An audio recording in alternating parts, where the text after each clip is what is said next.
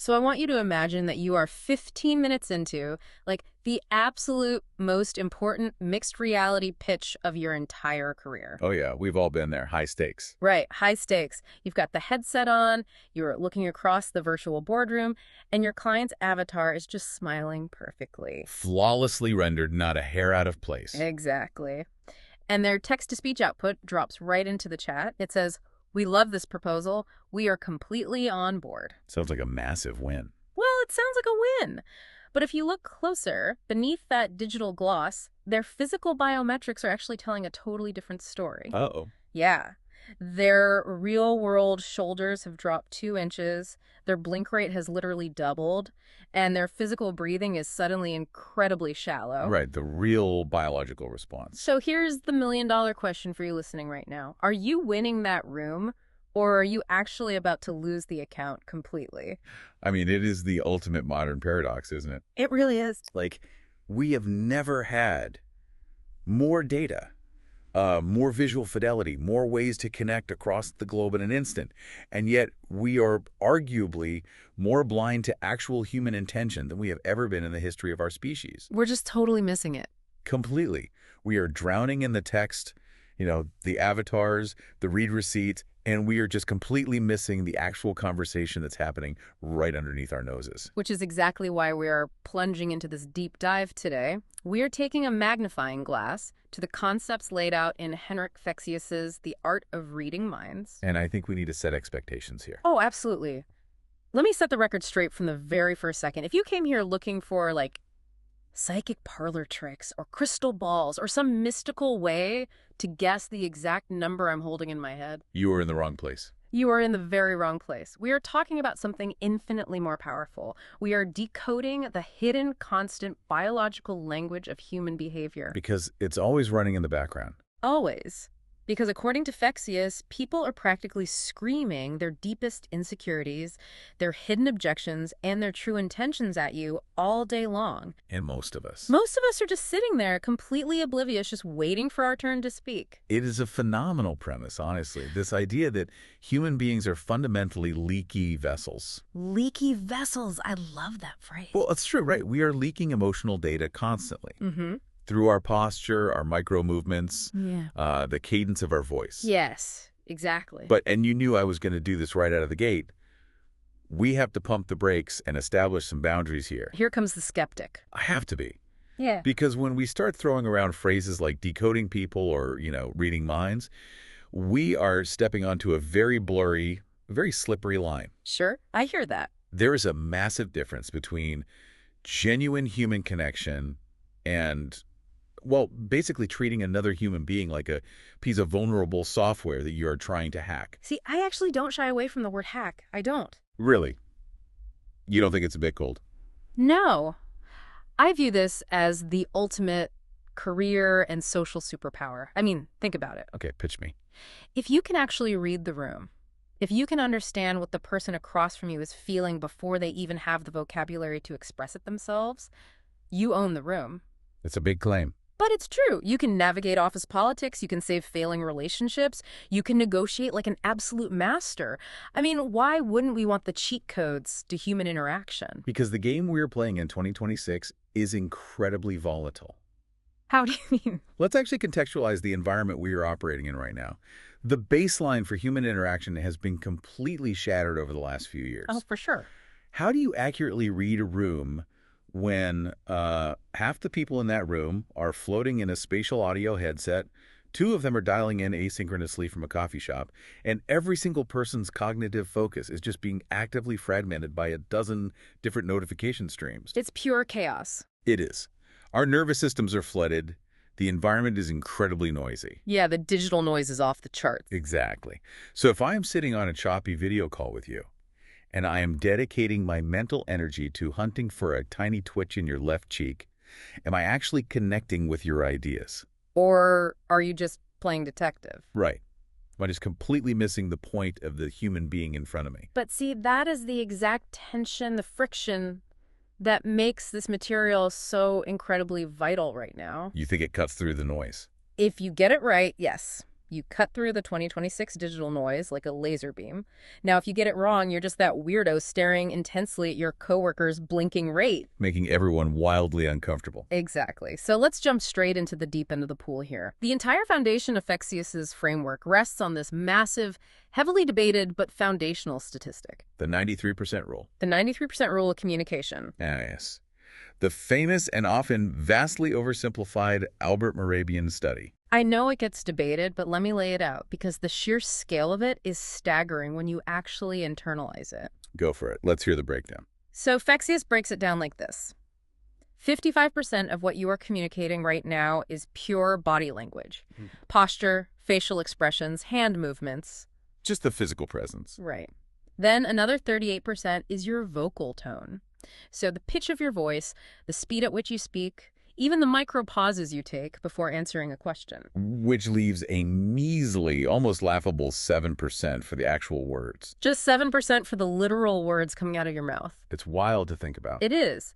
That means if you, the listener, are only paying attention to the Slack transcript of a conversation or the raw text of an email, you are operating entirely in the dark. You're missing 93% of the actual data. Exactly. And we really need to dig into the evolutionary biology behind why that 93% exists in the first place, because it isn't an accident. No, it's deeply wired into us. Right. The human face, for example, is an absolute marvel of biological engineering. You have 43 distinct muscles in your face. 43. Now, why would nature expend so much evolutionary energy wiring up 43 muscles in such a small area? So we can signal to the rest of the tribe without making a sound? Precisely. It's survival. Like if I eat a poisonous berry, my face needs to broadcast disgust instantly so you don't eat it too. Exactly. We are pack animals. Our survival depended on instantaneous nonverbal synchronization. Right, before we even had complex language. And those 43 muscles can combine to create over 10,000 unique expressions. 10,000, that is just insane. It is. And the critical mechanism here, the thing Fexius really leans on, is that many of these expressions bypass our conscious control entirely. We're talking about micro-expressions. Yes. These are tiny, involuntary neurological misfires. They're flashes of true emotion that last for a fraction of a second before the brain's prefrontal cortex catches up and essentially throws a polite mask over the face. The slip of the mask, I love that. This is where the whole mind-reading concept gets visceral for me. Let's contextualize it. Okay, so let's put this into a high-stakes scenario. You are pitching a new workflow protocol to your director. You lay out the estimated cost, and for literally a quarter of a second, her nose wrinkles, her upper lip pulls back, and her eyes narrow. The classic biological micro-expression of disgust. Yes, but her corporate training kicks in a millisecond later. She instantly smooths her features into a polite, neutral smile and says, "That's an interesting budget proposal. We'll take it under advisement." Corporate speak at its finest. Right. Now, if you are only listening to the 7%, the words, you hear interesting and advisement and you think, great, I'm still in the game. When you were definitely not in the game. Not at all. The 55%, the biological reality of her face, just screamed, I hate this and I'm rejecting it. If you are attuned to the 93%, you caught the flash. You know exactly where you stand. Okay, but here is my mechanical pushback. Here is the reality check for the modern workplace. Bring it on. Let's say we are in a hyper-distracted environment. We are managing 3 different data streams, we have a chat window open, and we are trying to articulate a complex pitch. A standard Tuesday in 2026. Exactly. Is it actually neurologically practical to try and process 10,000 possible facial muscle combinations in real time? Well, you're not trying to memorize a dictionary. But think about the cognitive load. If you and I are in a 10th negotiation, and I am actively hunting your face for a quarter-second flash of disgust, I am no longer actively listening to your argument. Your brain is too busy processing the visual. Yes, my brain's RAM is entirely maxed out playing detective. And frankly, if you spend a 30-minute meeting staring intensely at the bridge of someone's nose waiting for their nostrils to flare. Oh, that's just creepy. It is. Your 93% is broadcasting, I am a predator, which is going to immediately trigger their fight or flight response. That is totally fair. If you weaponize this and just stare at people, you become the weird variable in the room. But Fexius actually anticipates this exact problem. He doesn't want you playing Batman, neurotically overanalyzing every tiny twitch. He introduces this critical stabilizing mechanism. He calls it calibration. Ah, calibration. This is the bridge between theory and reality. Exactly. You don't judge every movement. You observe the person, like a scientist, to establish their unique baseline in a perfectly neutral state. Let's really expand on this mechanism because this is the moment the theory stops being parlor tricks and starts becoming an actual behavioral science. Right. So think about it like logging into a brand new piece of complex software for the first time. Okay. Before you can possibly know if the system is glitching, you have to know what its default state looks like. When you meet someone, you don't immediately try to decode their deep, dark traumas. That would be exhausting. And impossible. You just passively gather data. But Do they naturally speak at a rapid-fire pace while throwing their hands everywhere? Or do they sit perfectly rigid, barely blinking, speaking in a slow monotone? you're just watching. Right. Do they make intense, unbroken eye contact? Or is it their natural biological rhythm to look up at the ceiling when they are processing a thought? You establish the neutral operating system. That is their baseline. And establishing that baseline is absolutely critical because without it, almost all generic body language advice is complete garbage. Oh, totally. Like those terrible blog posts. Yes, you will read these terrible online articles that say, if someone crosses their arms, it definitively means they are defensive and closed off. Which is just not true. It is a massive oversimplification. If you actually calibrate to the individual, you might realize, oh, John always crosses his arms because the ambient temperature in this co-working space is freezing. Or Sarah crosses her arms because she finds the physical compression soothing when she is doing deep cognitive work. Exactly. The behavior itself is entirely meaningless in a vacuum. Right. It only becomes data when it deviates from the established baseline. Yes, the deviation is the data point. If chatty, fast-talking John suddenly goes dead silent and rigid, that is a massive red flag. That's the signal. But here is the massive 2026 curveball I want to throw at you. I'm ready. How in the world do you calibrate someone when your entire relationship with them consists of strictly scheduled 30-minute video calls? That is the big question. I mean, think about the architecture of our modern work life. We don't have the physical water cooler anymore. We don't have the 5 minutes of walking down the hallway together before the meeting where they are relaxed and unshielded. The buffer time is gone. Completely gone. They log on right at 9 a.m., the ring light flips on, the camera frames them perfectly from the shoulders up, and their professional persona is instantly engaged. So how do you find a genuine biological baseline when the environment is entirely artificial? It is exponentially harder, without question. It feels almost impossible sometimes. The digital interface acts as a massive filter, stripping away a huge percentage of our nonverbal data.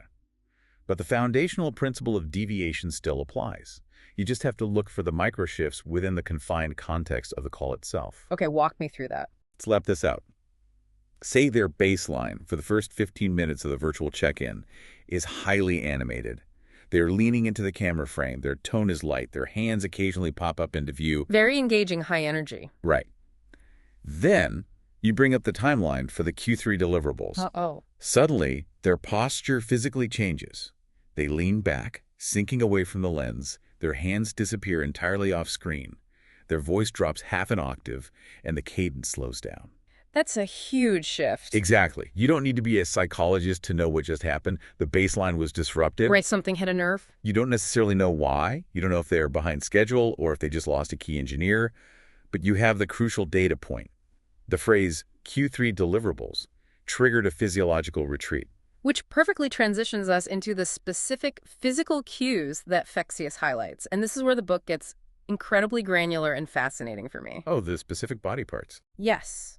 Because once you understand the baseline, the specific nature of the deviation tells a highly detailed story about their internal state. And Fexius has this brilliant focus on the extremities. Starting with feet. Let's talk about the feet. Fexius makes this bold claim. He says, feet never lie.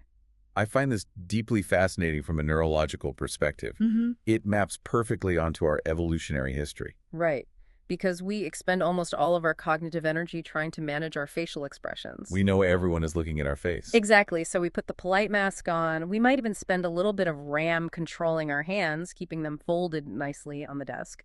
But we have almost zero conscious bandwidth left for our feet. We completely forget about that. They're just operating on instinct. And the core concept here is that human beings subconsciously point their feet toward the things they desire or away from the things they want to escape. It's pure fight or flight. Imagine you are at one of those rare, mandatory in-person networking events. You are talking to a vendor. Their torso is squared up to you. They are maintaining great eye contact. They're smiling and nodding at everything you say. Sounds like a great conversation. But if you glance down, both of their feet are pointed at a sharp 90-degree angle, aiming directly at the exit door. It is the biological fight or flight response manifesting right in the skeletal structure. They want out. The brain has already processed that it wants to leave the interaction. It is unconsciously preparing the gross motor functions of the legs to carry the body away from the stressor, even while the social conditioning of the face is desperately trying to maintain politeness. It's incredible. It's like having an emotional thermal camera. And in a hybrid office setting, this knowledge is absolute gold. Oh, for reading group dynamics. Yes, you can walk into a break room where 3 people are talking, and without hearing a single word, just by looking at the geometry of their feet on the floor, you can decode the entire power dynamic of the group. You can spot the alpha. Immediately, you can see who the dominant leader is. Everyone's feet will subtly point toward them. You can see who is genuinely engaged, and you can spot the person who feels trapped and is desperately hoping someone will interrupt and rescue them. It dictates the rules of engagement, too. How so? Well, if 2 colleagues are talking in the hallway and their feet are angled slightly outward, forming an open V shape, their physical geometry is signaling that the circuit is open. They're welcoming people in. Right, they're welcoming external interaction. But if you approach 2 people and their feet are squared off, pointing perfectly parallel at each other, You do not want to walk into that. it's a closed biological circuit. Yeah. They're in deep, exclusive rapport. Do not interrupt that conversation unless the building is literally on fire. I love that. And what about the other extremity? The hands. The hands are so telling. Fexius spends a lot of time on how truthful, comfortable, emotionally secure people naturally use their hands to emphasize their thoughts. The mechanics are simple but profound. When the brain is confident, the body expands. Taking up space. But the exact moment the brain feels threatened or unsure, the body contracts. The hands disappear. They hide. They get shoved aggressively deep into pockets, or the person suddenly drops them below the edge of the conference table out of sight. It is a massive, primal signal of guardedness. Now consider the profound implications of this in the 2026 digital landscape. It's a huge problem. We have spent the better part of a decade becoming deeply conditioned to only seeing human beings from the collarbone up on flat screens. The floating heads. Exactly. We have essentially been socially lobotomized when it comes to reading hands and gross motor movement. Wow, socially lobotomized. That's a strong way to put it. But it's true. When we do transition back into physical spaces, or even when we use fully tracked full-body avatars in mixed reality environments, we are often completely overwhelmed by the sudden deluge of all this returning physical data. We don't know where to look anymore. We have literally forgotten how to read the hands. So if you are sitting across a real physical table from someone and you ask them a difficult question about a project delay, watch the hands. What are we looking for? If they suddenly anchor their hands under their own thighs, or if they grip the armrests of their ergonomic chair so hard their knuckles turn white, all while maintaining a perfectly serene, practiced smile. The incongruence is the message. Yes. The 7% of their words is saying everything is completely under control. The 93% of their nervous system is physically bracing for an impact. It is so revealing. Yeah. So, okay, we have observation and calibration, finding the neutral baseline, and then rigorously watching for the deviation in the feet, the hidden hands, the micro expressions. That is the foundational step. But if passively observing the baseline is step 1, step 2 is where this framework suddenly shifts gears and gets ethically, well, incredibly complex. This is where the debate really starts. Because Fexius doesn't just want you to sit back and watch people like a security camera. He advocates for active intervention.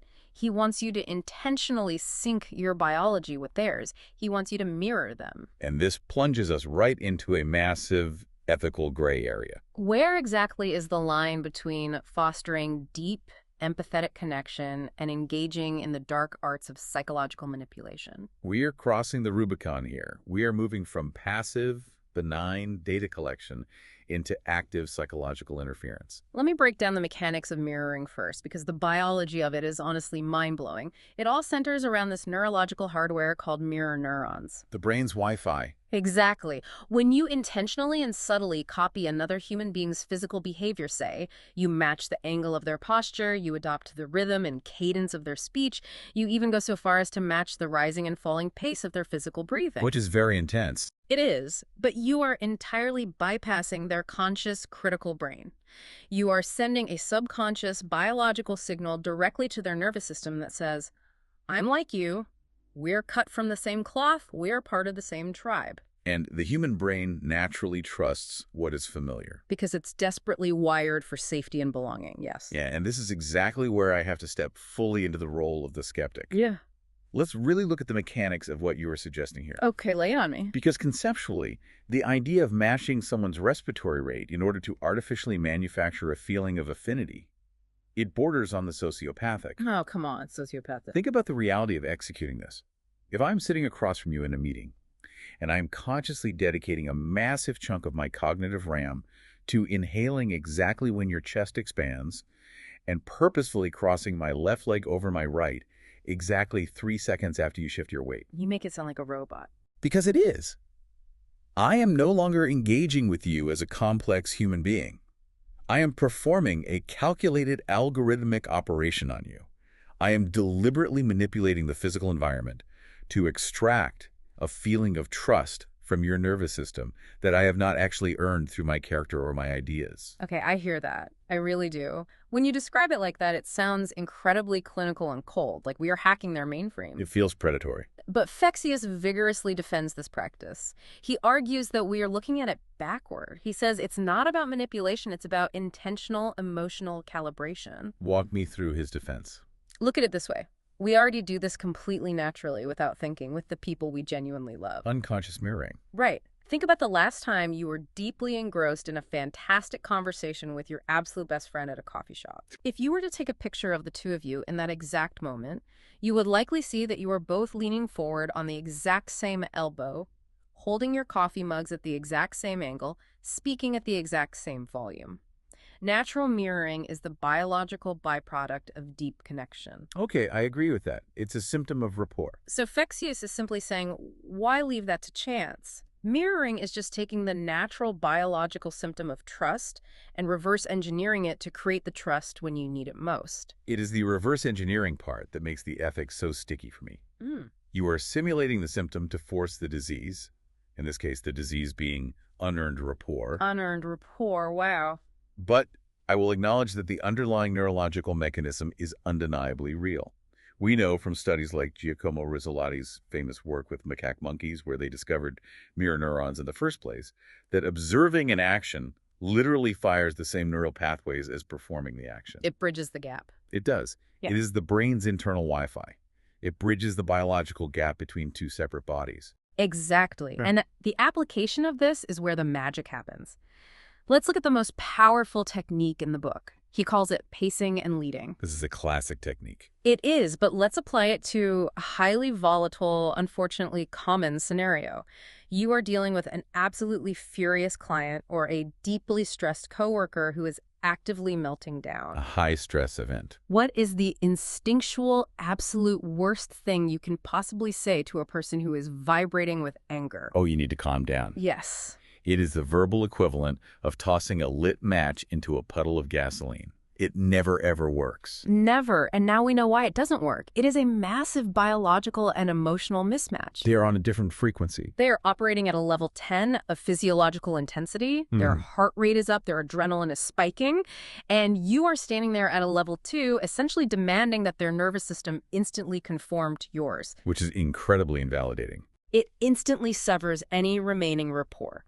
You are rejecting their reality. So Fexius says that to influence them, you have to pace them first. You have to meet them where they are biologically. But you don't scream at them. No, you don't match the toxicity, but you absolutely match the intensity. Yeah. You stand a little taller, your voice gets firmer and louder, your physical gestures become sharper and faster.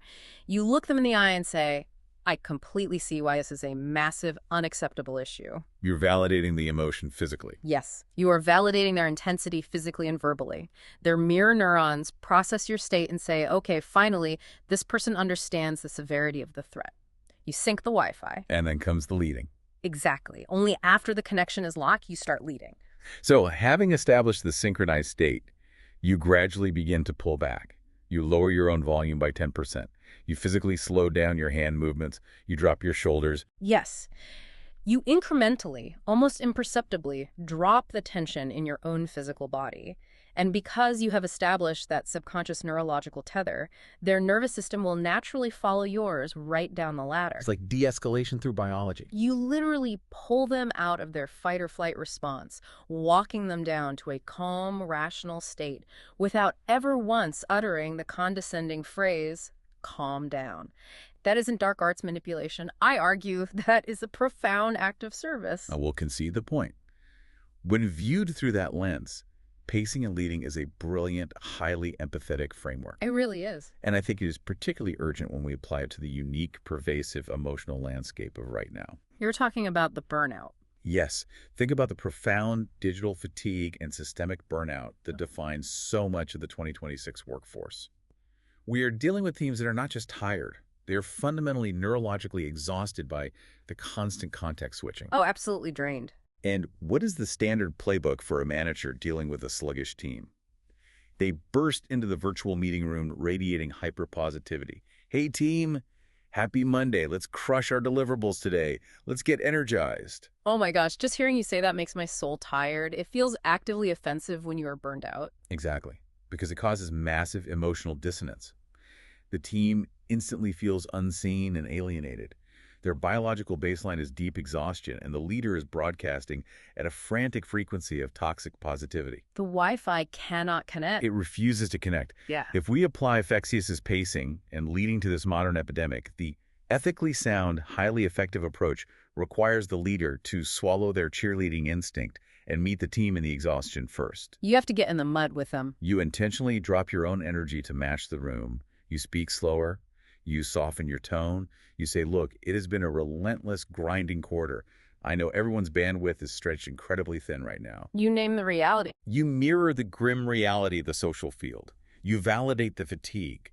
And only after they feel recognized, only after their mirror neurons confirm, okay, our leader is actually living in the same reality we are, do you gently introduce the pivot toward momentum. The lid. Yes. So, knowing that we are running on fumes, how do we navigate this specific bottleneck as efficiently as possible so we can all log off by 3 p.m. on Friday? You pace the burnout, establishing the tether, and then you lead them toward the pragmatic solution. That is exactly it. It is empathy weaponized for good. It is saying, I am willing to wade into your uncomfortable emotional state so that I can safely guide you out of it. It's powerful. But I also appreciate that Fexius is very clear about the dangers here. Mirroring is highly volatile. If you get it wrong, it backfires spectacularly. Right. If you mirror too closely, if you literally repeat their exact words back to them or copy their exact posture a second later, you look like a mime. And people pick up on that immediately. The human brain is incredibly sharp. It will instantly detect the mimicry. The person will feel mocked, and you will destroy trust permanently. It has to be a delayed, subtle, cross-modal reflection. It is an art form, not a carbon copy. Which is precisely why, frankly, physical mirroring can be a disastrous strategy for a novice to attempt, especially in high-stakes environments. The margin for error is just too small. So what's the alternative? Well, I will say this.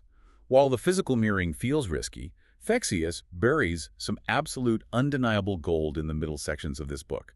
We need to talk about verbal mirroring. The hidden gems. These are the hidden gems that most readers skim right past because they are so obsessed with body language.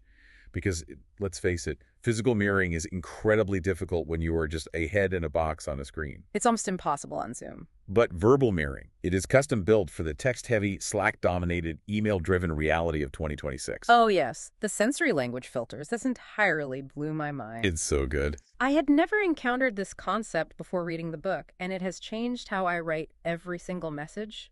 It is an incredibly elegant system. Can you break it down? The underlying concept here is that human beings unconsciously reveal how their brain physically processes information through the specific verbs and adjectives they choose to use in casual conversation. Right. It's neuro-linguistic programming. Yes, NLP dictates that we all have a dominant sensory filter through which we experience reality. The primary three are visual, meaning processing through sight, auditory, processing through sound, and kinesthetic, which is processing through feeling, touch, or physical weight. Let me break this down mechanically because this is an anthology that completely unlocked it for me. Go for it. Think of sensory language like tuning an AM or FM radio dial. If you are trying to broadcast your brilliant idea on an FM frequency, but the person you're talking to only has an AM receiver. It does not matter how good the idea is. Exactly. All their brain is going to hear is static. You have to match the frequency. Let's give some examples. Let's look at the visual person. Okay, so they process the world in pictures and spatial relationships. They will naturally pepper their sentences with visual verbs. They will say things like, I see what you mean, let's look at the big picture. My memory of that meeting is a bit hazy, or that proposal looks really good to me. Right. And then you have the auditory processor. They construct reality through sound and rhythm. So they wouldn't say looks good. No, they won't say looks good. They will say that sounds right. I hear you loud and clear. That idea really resonates with me. Or let's talk this through to find some harmony. Harmony, right. And finally, the kinesthetic person, the feeler. They process the world through physical sensation. Weight and movement. They use deeply physical language. They will say, that decision doesn't sit well with me. I feel totally stuck on this problem. We need to get a grip on the timeline. Or this new policy is a really heavy burden. Now, here's the critical mechanical question.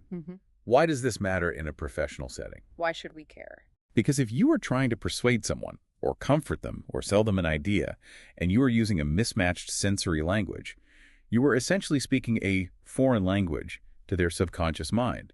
You are creating unnecessary cognitive friction. Let me give you a very realistic workplace scenario to prove exactly how this friction happens. Paint the picture. So, I am a highly visual person. My brain works in flowcharts, grand visions, and color-coded roadmaps. Let's say I am managing an engineer who happens to be highly kinesthetic. They process through weight and touch. Okay, a mismatch already. Right. They come to my virtual office and they are stressed. They say, I just feel really bogged down by this new coding workflow. It feels incredibly heavy. I can't seem to grasp the next steps, and I feel like I'm spinning my wheels. Lots of physical heavy words. Yeah. Bogged down, heavy, grasp. Yes. Notice all those kinesthetic words. Now, if I am not paying attention, I will default to my own visual radio station. I will reply, okay, well, let's look at the big picture for a second. If you view the workflow from a wider perspective, it's actually pretty clear what we need to do. Oh, wow. And you have just completely alienated them. You might as well be speaking Greek. Completely. I literally just told a person who is actively telling me they are bogged down and crushed under a heavy weight to just look at the big picture. They can't look at anything. They are buried. The friction is immense.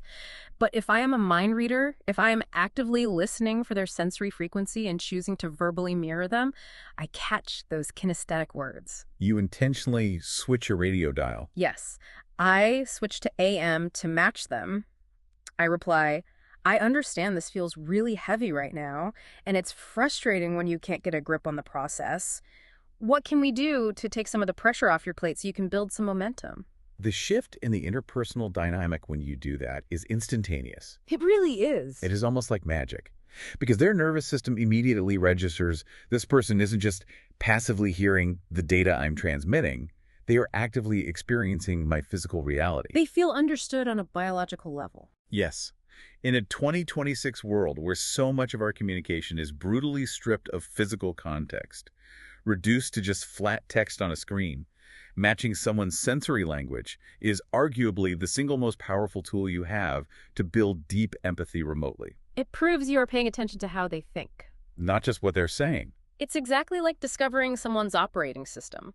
Are they running iOS or Android? Visual or kinesthetic? Once you diagnose the OS, you format your message so it runs perfectly natively on their system. No bugs, no crashes. Brilliant. But Fexius actually takes verbal decoding even deeper. He moves from the verbs we use to the hidden architecture of our sentences.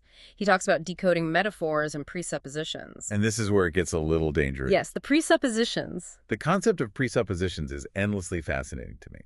A presupposition is essentially a hidden core belief that is baked into the foundational structure of a statement. Right. People will almost never just walk up to you and state their deepest insecurities or limiting beliefs outright.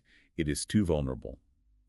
But they leak those beliefs constantly in the grammar of their complaints. Okay, give me a way to spot this. So, if my coworker is complaining about a project, how do I hear the presupposition? Let's test it.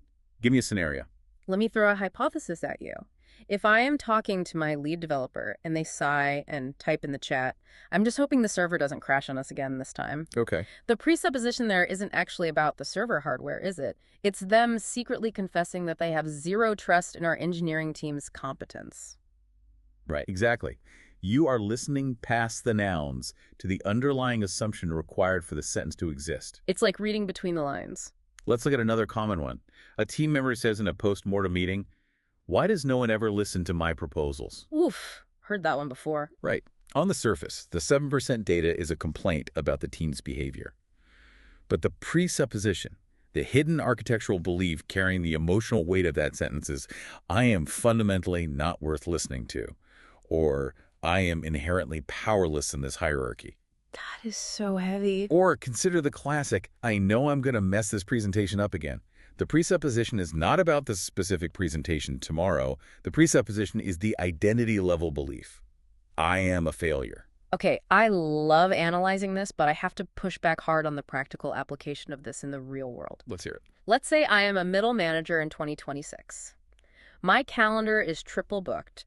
I spot a massive presupposition, like I always mess this up, buried in a Slack message from my direct report. You see the hidden belief. I see it. I know they have a limiting belief, but I cannot suddenly become their unlicensed therapist. We have a hard launch deadline at 4 p.m. I don't have the time or the qualifications to dive into their childhood trauma to fix their self-esteem. How do I handle that hidden data professionally without wildly overstepping my boundaries? It is a very real, very ethical concern. You are their manager, not their psychologist. You cannot diagnose them. Exactly. But ignoring the presupposition entirely doesn't solve the business problem either, because that hidden belief is going to actively sabotage the 4 p.m. launch. Right, they'll just spiral. Fexius' framework provides a solution here that is incredibly elegant.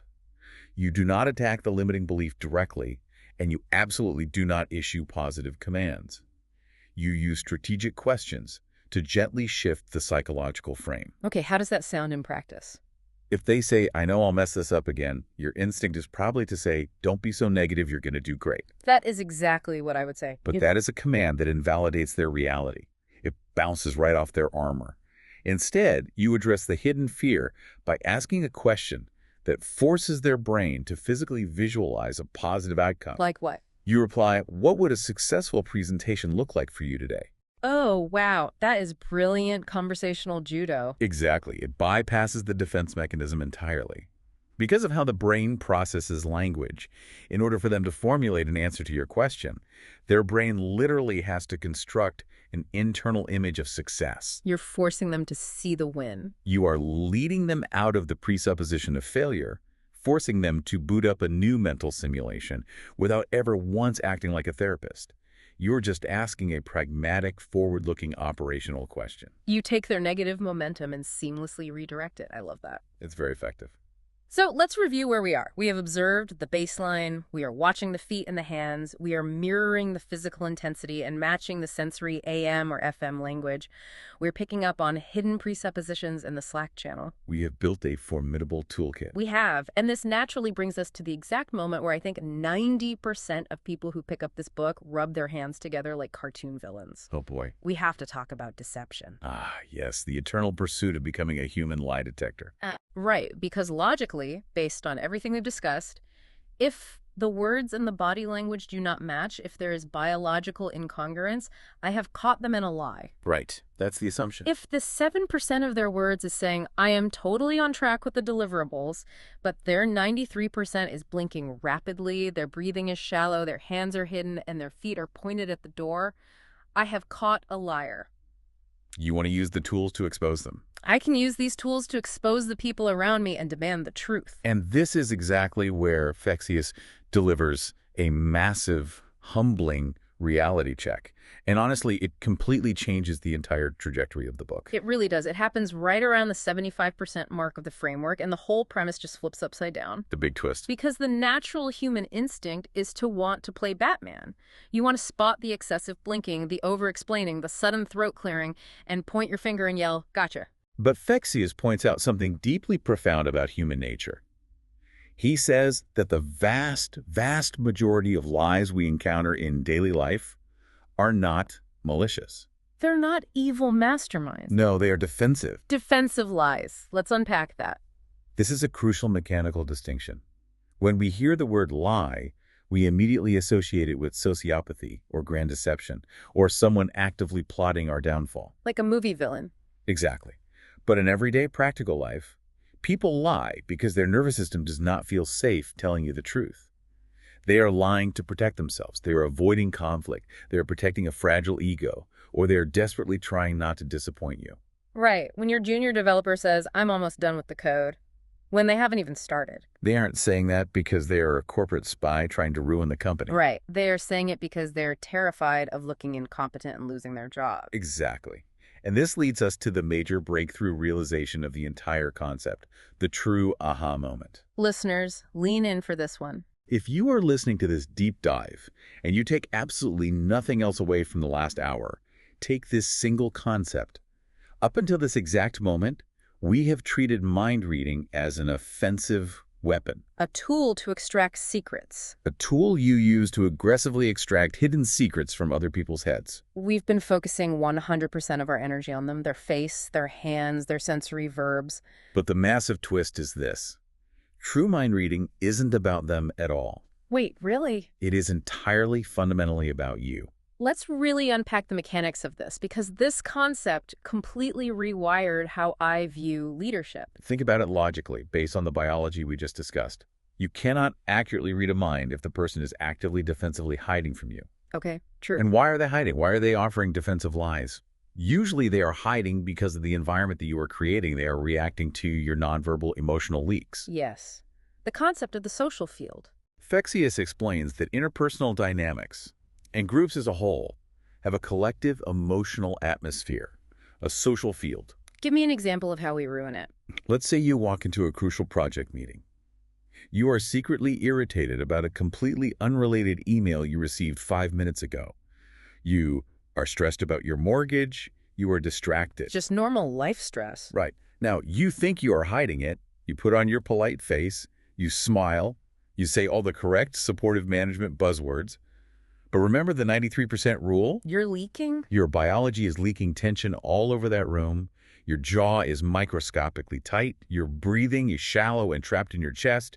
Your vocal tone is clipped. And every single other person in that room, even if they have never heard of Henrik Fexius, even if they have zero training in body language, their mirror neurons are subconsciously automatically reading your mind. They're downloading your tension into their own nervous system. And how do human beings biologically react to ambient tension? They get defensive, they close off, they hide their hands, they cross their arms, and they start offering defensive, placating lies just to survive the meeting. Everything is fine. The project is on track. Yeah. No, I don't need any help. So the grand tragic irony here is that the manager who is staring intensely at everyone, trying so hard to be a powerful mind reader, is actually the exact source of the interference causing everyone's mind to lock down tight like a bolt. You are the static on the radio dial. It is the ultimate paradox. True mind reading, therefore, requires extreme, rigorous self-awareness. It requires mastering your own biological state first. Before you dare to analyze someone else's micro-expressions, you have to look in the mirror and ask,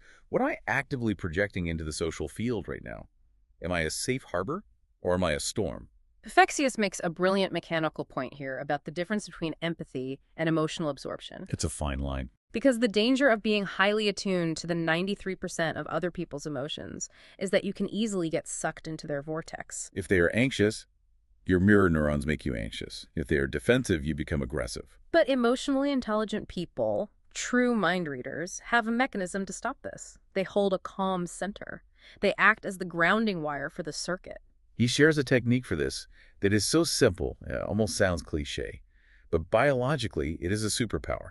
Take one conscious breath. Just one breath. When someone says something that triggers your ego, or when you walk into a room and sense the social field getting tense, before you react, before you attempt to pace and lead, before you analyze their feet, you pause and you take one deep, deliberate, diaphragmatic breath. Mechanically, what that breath does is stimulate the vagus nerve, which acts as a brake pedal for your sympathetic nervous system. It physically snipes you from absorbing their chaos. And by maintaining that grounded, calm, biological state, you alter the entire social field. You become the anchor in the room. The safe space. And when the mirror neurons of the people around you subconsciously register that you are truly calm, that you are not silently judging them, and that they are safe, the defensive lies simply evaporate. You don't have to dig for the truth. You don't have to play interrogator or Batman. The truth naturally emerges on its own because the biological need for the armor is just gone. That shift in mindset from I need to catch a liar to I need to create safety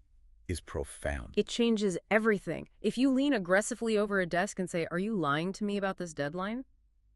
Their biological defenses go to maximum lockdown. You will get nothing but friction. But if you are physiologically grounded, your shoulders are relaxed, your tone is warm, and you gently say, look, it is totally okay if that wasn't the full story. I'm just here to understand what's blocking us so we can fix it together. The relief they feel is immense. The truth just spills out. Which logically brings us to the final act of this entire behavioral framework. If we understand that passive observation leads to connection, and that managing our own internal emotional state creates safety, how do we then use this platform to actively guide outcomes? Influence. Right. How do we exercise influence in a world, especially a highly skeptical 2026 world, that is perpetually distracted and deeply resistant to being sold to, managed, or told what to do? This is the realm of invisible influence. And the immediate clarification we absolutely have to make here, which Fexius is very strict about, is the mechanical difference between influence and manipulation. Golden rule. Yes, the golden rule of the entire framework. You never violate consent. Manipulation is the application of force. It is trickery. It is trying to bypass someone's autonomy. Influence, on the other hand, is the act of guidance. Think of it spatially. If manipulation is dragging someone kicking and screaming down a dark path they don't want to go down, influence is simply turning on a flashlight, illuminating the path, and helping them realize they actually want to walk down it themselves. Exactly. And Fexius outlines some incredibly actionable tactics for turning on that flashlight. Let's start with the foundational one, the rule of reciprocity. A classic psychological principle. It is, but it is the absolute bedrock of human influence. The human brain is evolutionarily wired to balance the social scales. If you offer genuine value first, if you give highly specific praise, if you proactively help solve a problem, or honestly, in 2026, if you just give someone your undivided, unfragmented, phone-down attention for 10 minutes. They feel an intense subconscious biological urge to return the favor. Because attention is arguably the rarest commodity in the modern economy. When you give it, it creates a massive social debt. It opens their mind to suggestion. If you want someone to deeply consider your radical new idea, you must first biologically demonstrate that you have deeply considered theirs. It's transactional, sure, but it has to be genuine. Yes, it must be rooted in genuine generosity to work. Then there's the tactic of subtle framing and priming. I absolutely love the linguistics of this one. The specific way you frame information completely alters how the recipient's brain processes it. Give us an example of bad framing. Okay, let's use another scenario. You have a radical, disruptive new idea for a project workflow. If you walk into a meeting room, slap your hands on the table and say, "Everyone, you should change the entire workflow to this new system," what immediately happens? Immediate biological resistance. The word should is a threat. You have threatened their autonomy, you've given a command, and the brain's natural defense mechanism against a command is to look for flaws in the idea. Right, but what if you prime the brain first? Fexius points out that if you start your pitch by saying, "This might sound a little crazy, but what have you actually accomplished mechanically?" You've primed their neural pathways to expect something odd. Exactly. So when you deliver the disruptive idea, their brain says, "Yep, that is indeed odd, exactly as they promised." You have inadvertently validated their skepticism before they could even voice it. That's incredibly clever. But let's change the frame entirely. Instead of a command or a negative prime, you say, "Here is an interesting idea I've been thinking about." The word interesting is brilliant because it is an invitation. It does not demand agreement. It demands curiosity. Exactly. And instead of telling them what they should do, you frame the entire proposal as a shared discovery. You say, "I noticed we've been running into some frustrating bottlenecks here. Have you ever considered what it would look like if we tried this approach?" Mechanically, you are not giving orders. You are taking a puzzle piece, placing it in the middle of the table, and inviting them to help you figure out where it goes. When the idea feels like a collaboration, they take psychological ownership of it. And once they own it, they will fight for it. The resistance melts away. because the ego is preserved. Yes. But I want to move to the technique that I found by far the most controversial in this final section of the book. Oh, I know what you're going to say. We need to debate emotional anchoring. This is the hot topic. Let's really get into the mechanics of this one. Lay it out for us. The psychological concept of anchoring is that you help a subject access a specific, highly powerful emotional state, say, a feeling of deep calm or intense, unshakable motivation. Right. And right at the biological peak of that emotion, you deliberately link it to a specific physical gesture or sensory input, a unique touch on the shoulder, a very specific open palm hand motion, or unique phrase. The anchor. The anchor. The neurological theory is that you are creating a synaptic bridge. Later on, when you repeat that specific gesture, the brain automatically fires that linked emotion back up, bypassing rational thought entirely. It's powerful stuff. Now, I'm going to be brutally honest here. When I read this chapter, my immediate reaction was deep skepticism. I thought, this sounds exactly like dog training. I knew you were going to say that. It sounds literally like Ivan Pavlov ringing a bell to make the dog salivate. It feels like a mechanistic, almost degrading reduction of complex human emotion into a series of push-button triggers. Okay, I totally see why you'd say that. When you strip it down to the raw neurochemistry, it does feel a bit like pressing buttons on a machine.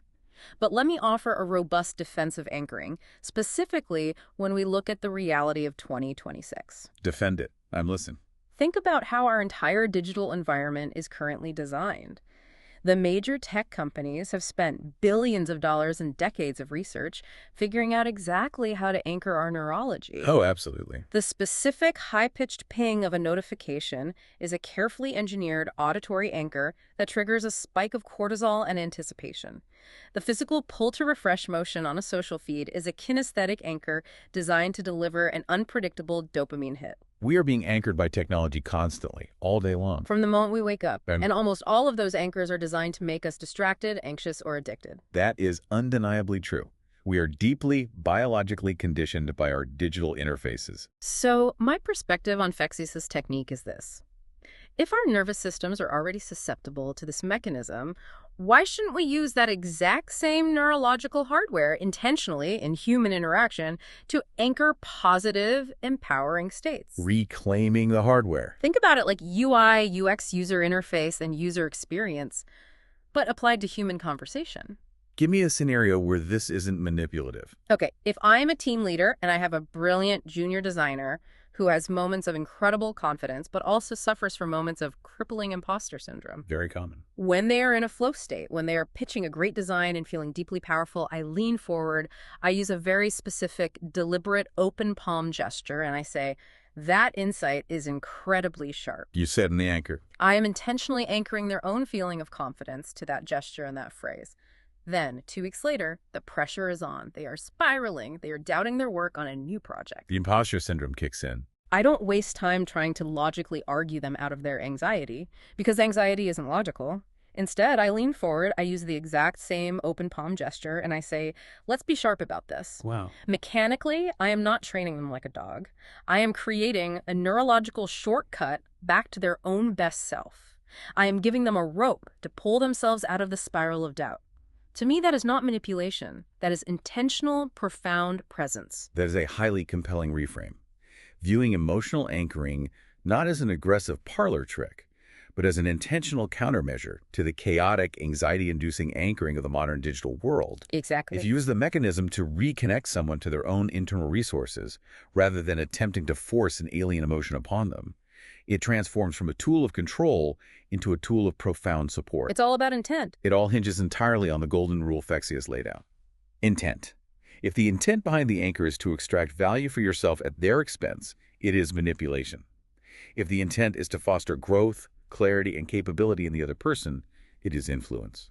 And honestly, that realization right there is the grand synthesis of this entire journey we have been on today. It really brings it full circle. Think about where we started an hour ago. We started out looking for quick hacks and parlor tricks. We wanted to know how to spot a liar by watching which way their foot was tapping. We wanted the cheat codes. We wanted to know how to memorize 10,000 micro-expressions so we could catch a fleeting look of disgust on our boss's face. We wanted to know how to tune our AM or FM sensory language radio dial just so people would agree with our pitches. But the deeper we went into the biology and the psychology of the framework, the more the focus inevitably shifted inward. Exactly. We moved from looking outward at their feet to looking inward at our own baseline. The ultimate paradigm-shifting realization of the art of reading minds isn't that you get to walk around the office with X-ray vision, peering into everyone's dark secrets. No, not at all. The realization is that being a true mind reader really just means doing the hard work to become a safe harbor for other people's emotions. It means managing your own static, Managing your own anxiety, your own digital fatigue, your own ego. so that when another human being interacts with you, their mirror neurons recognize safety. If you do that, they don't feel the biological need to hide from you. You don't have to exhaust yourself trying to decode the hidden 93% of their body language if they feel safe enough to just tell you the unvarnished truth with the 7% of their words. It is a profound fundamental shift from a model of psychological extraction to a model of radical empathy. So as we finally wrap up this massive deep dive, I want to leave you, the listener, with one final thought to mull over. Something to take with you tomorrow morning when you boot up your computer or put on your headset or walk into the physical office. We have spent all this time talking about how you can read the people around you, but you have to remember the unavoidable flip side of the 93% rule. They're always constantly reading you. You aren't just a mind reader, you are a mirror. Tomorrow, when you walk into a boardroom or log into a Zoom meeting or sit down at a coffee shop, before you start frantically looking around to figure out what everyone else is secretly thinking, take one conscious breath and ask yourself this question. What is my baseline projecting onto them right now? Are you creating a social field that makes the people around you feel safe enough to open up? Or are you, through your own unmanaged tension, the very reason they're keeping their minds locked away? What an incredible, challenging question to sit with. Thank you so much for joining us on this deep dive. We'll see you next time.